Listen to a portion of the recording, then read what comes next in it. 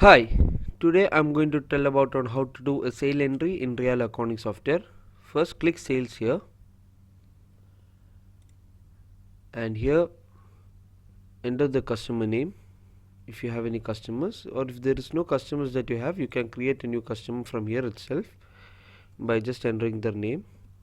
And if you want to add the details, you can add the details of the customer,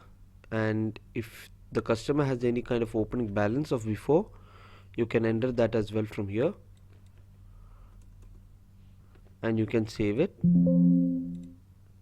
so that the customer is here right now. So we'll click this and the customer has come, and what item he is taking, well, you click F1, you can get the search bar. Here you will get all the list of items here, and you can search by stock code, stock name, by barcode, or by description. So after entering the item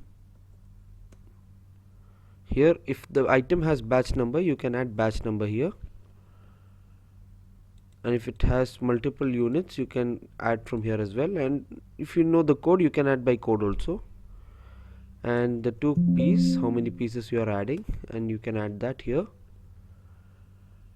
After that, if once you click enter, it will go to the settlement screen, and you can enter on how much amount that they have given here,